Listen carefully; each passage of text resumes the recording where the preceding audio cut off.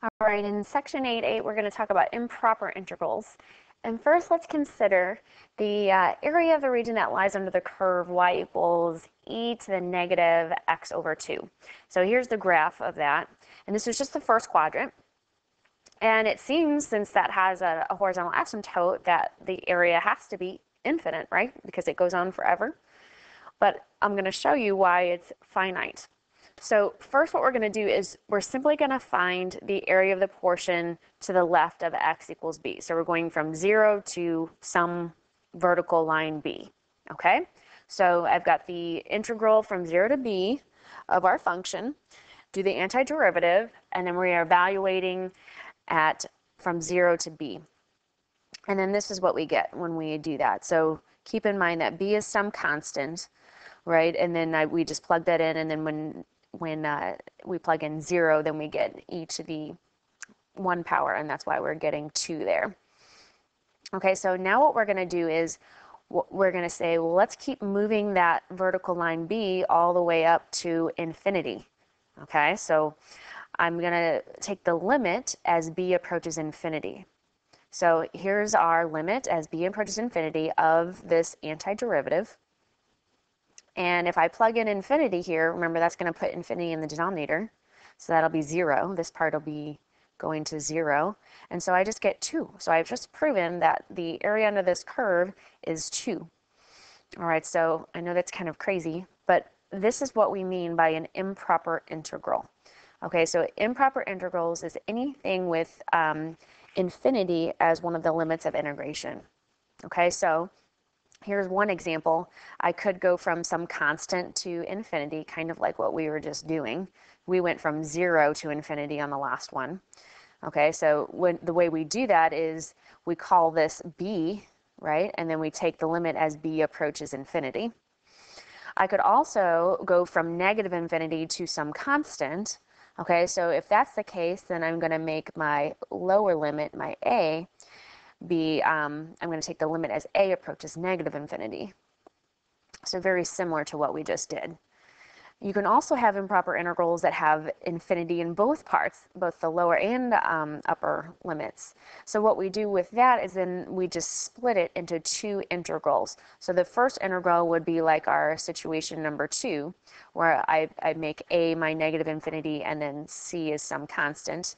And then my second integral starts with that same constant c and then goes up to positive infinity, and that's when, when we made b, the limit as b approaches infinity. So c can be any real number. So if there's no natural break, you can just pick whatever c you want. That could be 0, is usually convenient. Or you pick any number that's convenient for your specific integral. So let's look at some examples here. So does the improper integral converge or diverge? So what we mean by converge or diverge means do we get an actual answer, or does it go out to be infinity, which means we don't have an actual area, it's infinite area, right? So that would mean it diverges.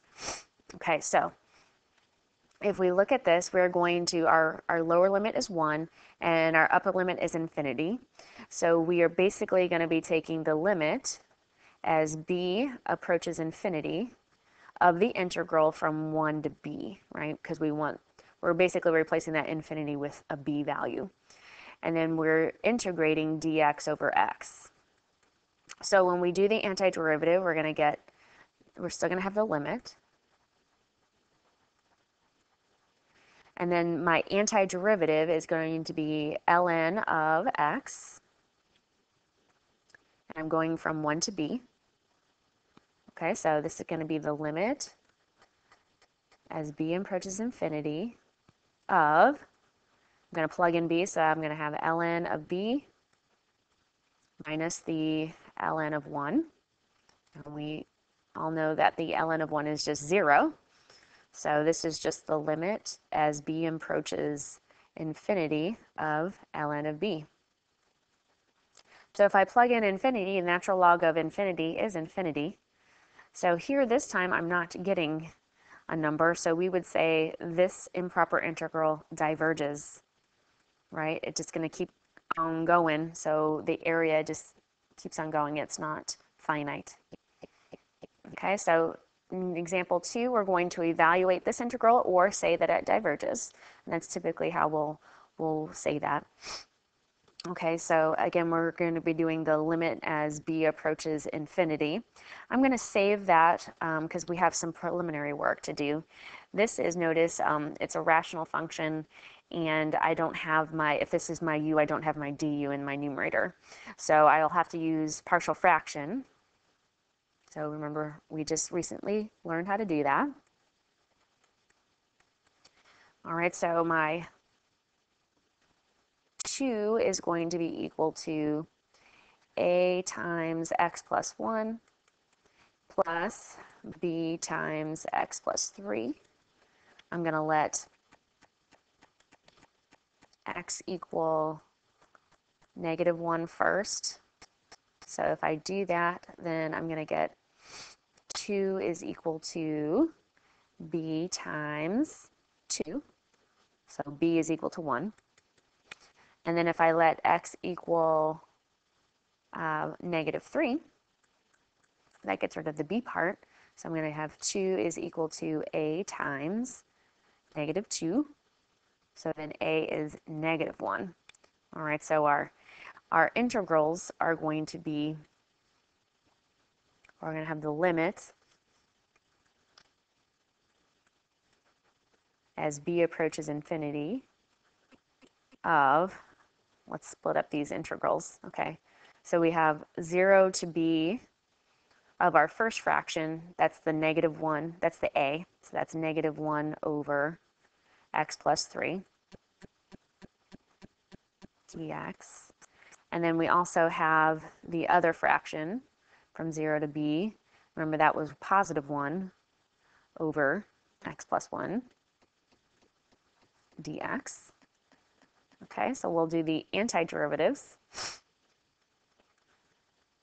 Okay, so this is going to be the negative natural log of x plus 3 plus the natural log of x plus 1.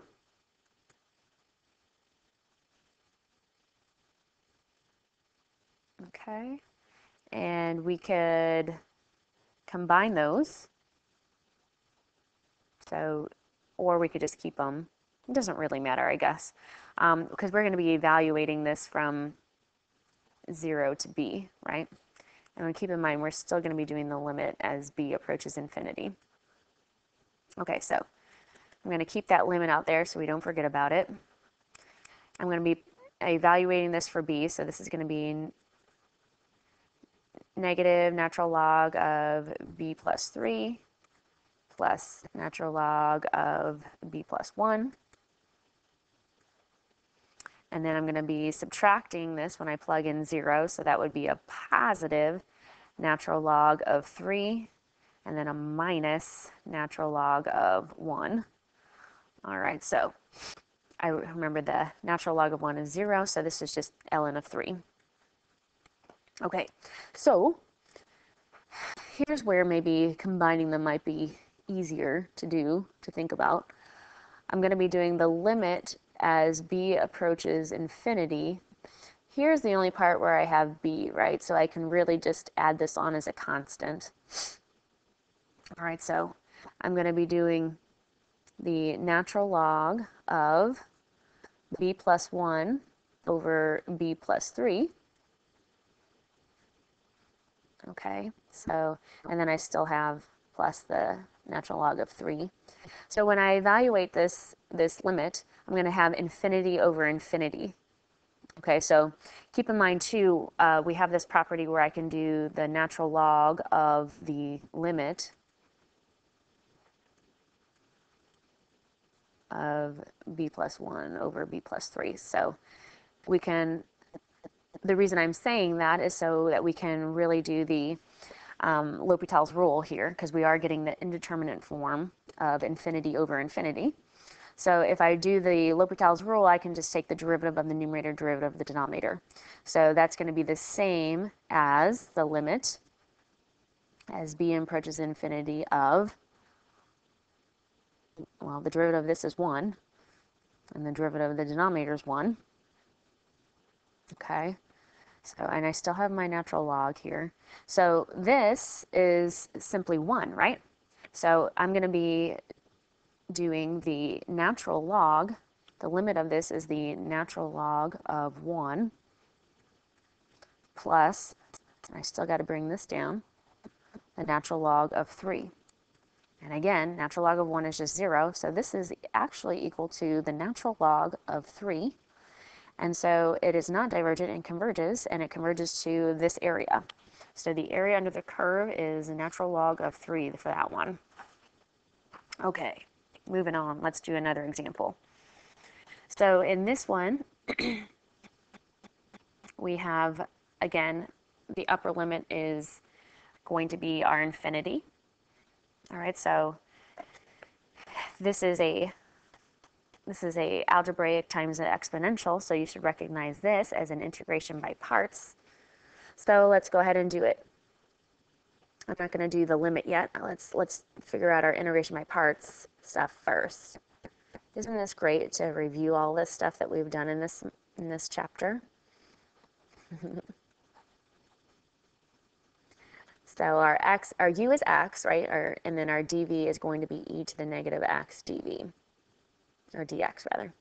So our v, if we do the integral, remember the du of this would be -1, so we're going to have negative e to the negative x for the v. All right, so let's forget about the limit for a minute, and let's just do the actual integration by parts. So this integral is going to be equal to u times v, so that's x times negative e to the x, negative x, minus the integral of v du, so that's negative e to the negative x dx. All right, so if we evaluate this integral,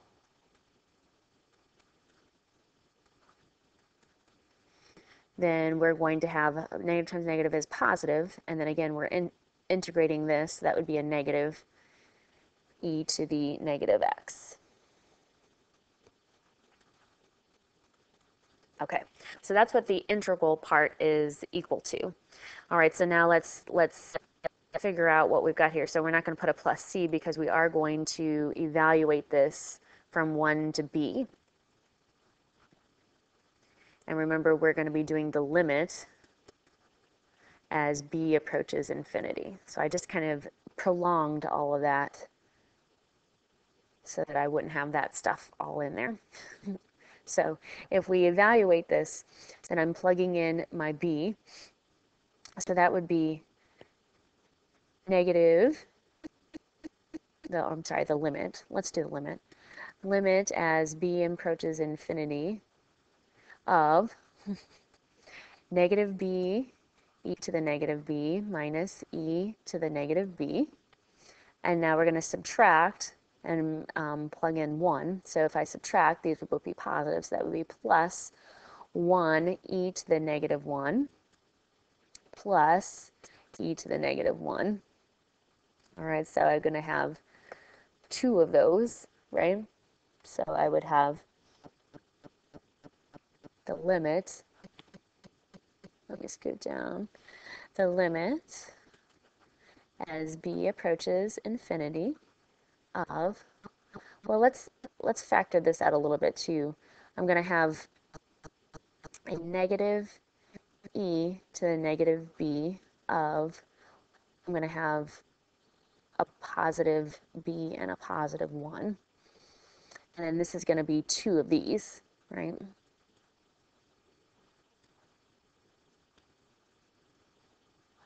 Okay, so what happens here is we've got, well, let's, just to make sure that we're seeing this correctly, I'm going to rewrite this a little bit just so, I'm going to write it instead of e to the negative b, I'm going to write it as negative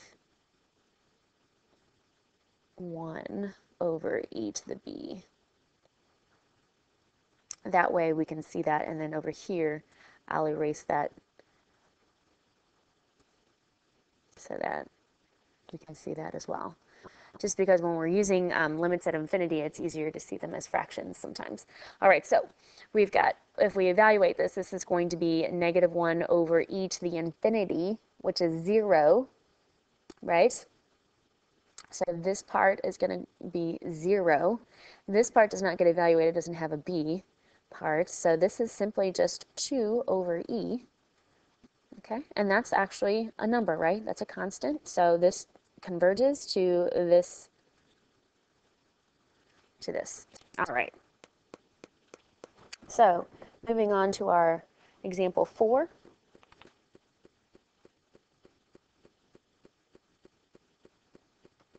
Something I forgot to mention here, this is actually going to be infinity over infinity, right? So I kind of bypass that. If we do L'Hopital's rule here, then I will get the derivative of b plus 1 is 1. And then the derivative of e to the b will be e to the b. Okay, so I still will get that part is 0, but for reasons that I bypassed, so make sure you realize that. Okay, so example 4. We have negative infinity to positive infinity, so we have to break this up. And this is going to be 1 plus x squared. So we can pick whatever we want for our c value. So let's pick c equals 0. So for the here, we're going to pick c is equal to 0. So we're going to be splitting this into 2 integrals, from negative infinity to 0 of this, and then from 0 to positive infinity, because we can't do a double limit, otherwise we'll have too many things to be evaluating. All right, so I'm going to have the limit as a approaches negative infinity of a to 0 of this guy. And then I'm also going to add the limit as b approaches infinity from 0 to b of dx over 1 plus x squared. Okay, nice thing about both of these is that they're arctan, right? And it's a very simple arctan. So the antiderivative of this is going to be, that's negative infinity, is going to be arctan evaluated from a to 0. And then this one's going to be also arctan evaluated from 0 to b. The other nice thing about arctan of 0 is that it is 0. All right, so when I do this, we're doing the evaluation now. I'm going to have arctan of 0, that's just 0, minus the arctan of a. So I'll be doing the limit of that. And then we're going to have over here the limit of arctan of b minus 0. Okay, so if we think about arctan, remember the original tangent looks like this, right? We have asymptotes at negative pi over 2 and pi over 2, and it goes like this, right? So arctan, that is going to tell me what are these approaching. So my answer is going to be the theta, right? Not the actual infinity or that. So when I evaluate negative infinity, if I'm trying to evaluate negative arctan of negative infinity, then what I'm really looking at is what is tangent approaching, what angle is tangent approaching as I go towards negative infinity. All right, so that's actually a negative pi over 2. So this is going to be a negative pi over 2. Over here, when I'm doing filling in the arctan of b, this is going to be arctan evaluated at positive infinity. At positive infinity, it approaches the theta pi over 2. So this is going to be plus pi over 2. So I have a positive pi over 2 plus a positive pi over 2. That's going to just be plain old pi. All right, so again, I have a integral that converges to an area of pi. All right, so the other thing we have to think about with improper integrals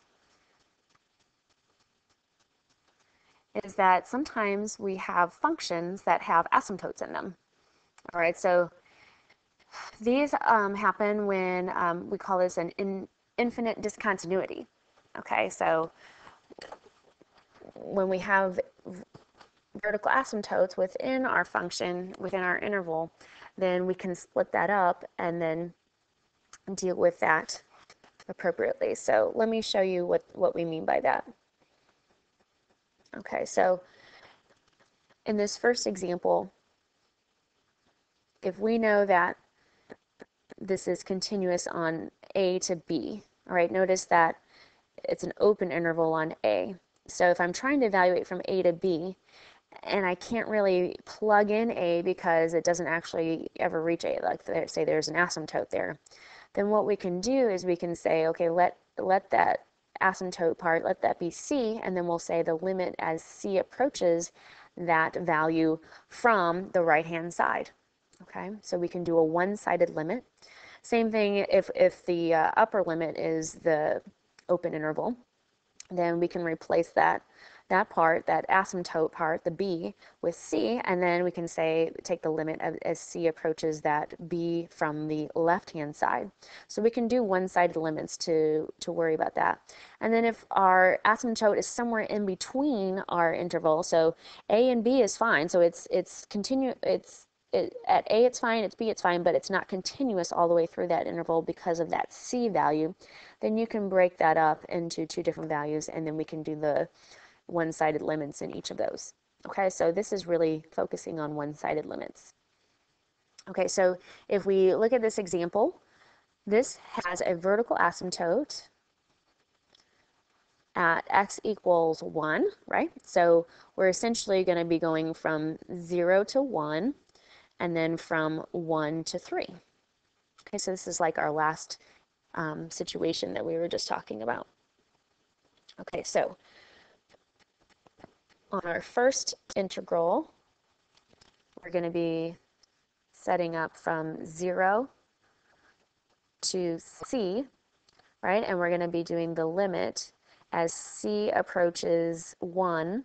And here, since we're going from 0 to 1, we're going to be approaching it from the left.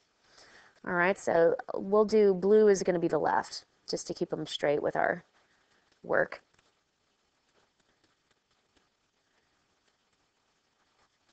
Okay, so this is a negative 2/3, so this is just straight u substitution, and our du is 1, so we don't have to worry about the du. So I'm going to have, for my antiderivative, I'm going to have x minus 1 raised to the positive 1/3 power, and I'm going to divide by that power, so that'll be 3, and I'm evaluating from 0 to C. So if I plug that in, I'm going to be doing the limits, the left-sided limit as C approaches 1, and we're doing 3 times C minus 1 to the 1/3 power, minus, if I plug in 0 here, then that's a negative 1 to the 1/3 power. So that's a negative 1, and then that's a 3. So that's a minus negative 3. So if I'm approaching this, so if I plug in 1 and I'm going from the left-hand side, so that'll be 0. This part will go to 0, and then this part will be a positive 3. So this left-sided limit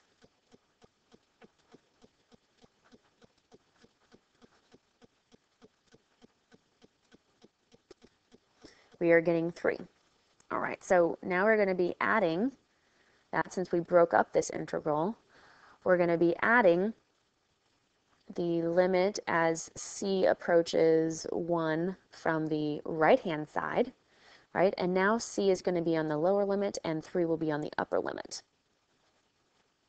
The other nice thing about these kind is that the integration is the same, so you don't have to think as hard.